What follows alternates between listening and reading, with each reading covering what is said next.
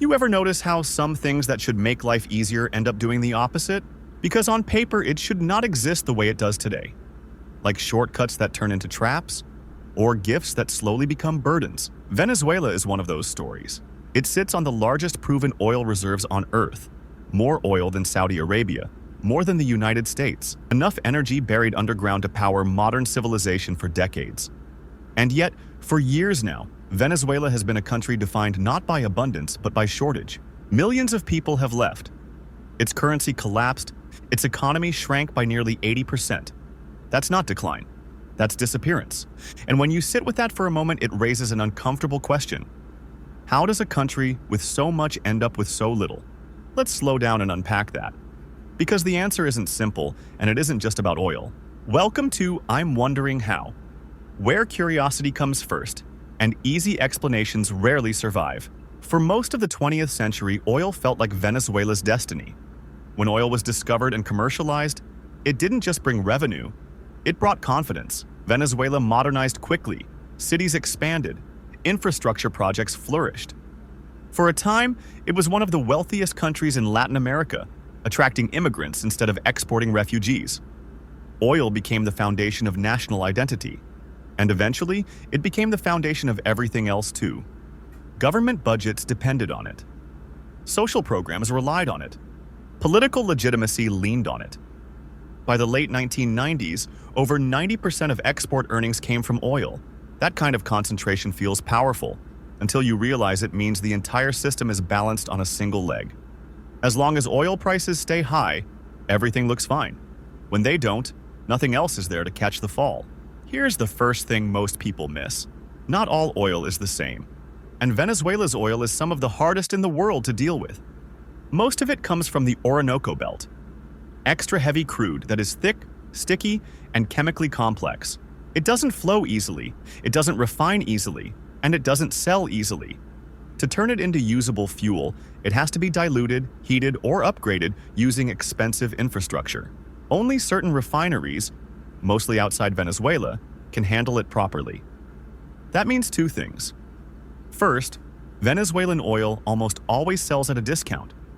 Second, Venezuela is dependent on foreign technology, foreign refineries, and foreign partners just to monetize its own resource. So even before politics enters the picture, the oil itself is already complicated. It's valuable, but fragile. Now here's where human behavior starts to matter more than geology. For decades, oil money insulated Venezuelan leaders from hard decisions. There was no urgency to diversify the economy, no pressure to build efficient tax systems, no real incentive to nurture competitive industries. Oil paid the bills. And when oil pays the bills, accountability quietly erodes. The state oil company, PDVSA, slowly transformed from a technical institution into a political one.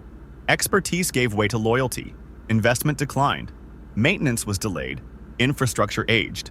This wasn't dramatic at first, it was gradual, almost invisible, until production began to fall. From nearly 3 million barrels per day at its peak, output collapsed to a fraction of that. Oil fields deteriorated, refineries broke down, pipelines leaked. And instead of slowing spending to match reality, the system doubled down. Oil profits were spent as fast as they came in. Gasoline was sold domestically for almost nothing.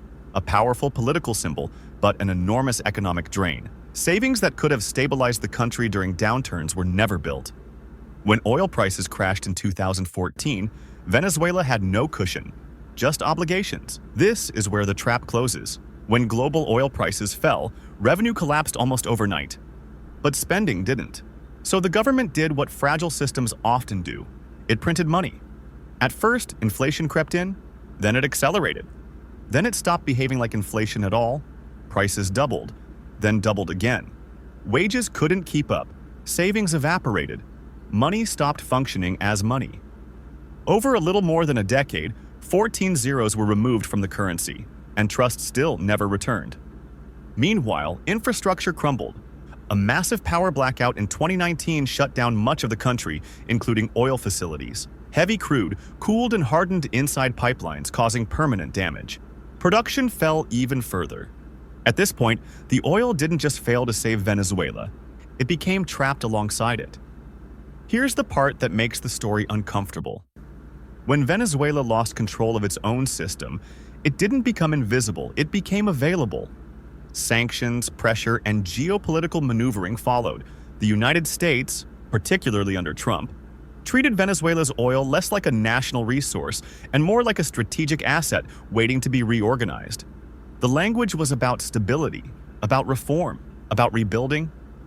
But the incentives were clear: control oil flows, secure supply, shape outcomes. U.S. oil companies were invited back into the conversation, not as partners in development, but as beneficiaries of a collapsed system.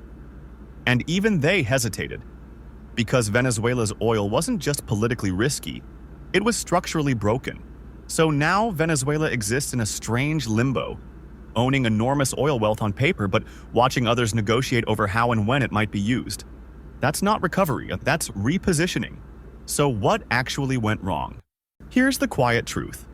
Oil didn't destroy Venezuela. Dependence did. Oil didn't cause collapse. It magnified every weakness that already existed. A system built on one resource becomes brittle. A state funded by extraction loses feedback. A society that mistakes revenue for resilience forgets how to adapt. When the shock finally comes, whether it's falling prices, political conflict, or foreign pressure, there's nothing left to absorb it.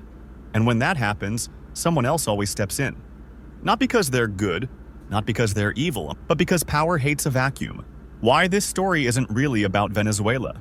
The reason this story matters isn't because Venezuela is unique. It's because it isn't. The details change, the resource changes, the actors change, but the pattern stays the same. Abundance creates comfort, comfort creates dependency. Dependency weakens systems, and weakened systems collapse when reality intrudes. Venezuela's oil wasn't cursed, it was misunderstood. And the real danger isn't oil or money or power. It's believing that any one of them can replace a functioning society. If this made you pause, even for a second, stay with me. There's always more to wonder about.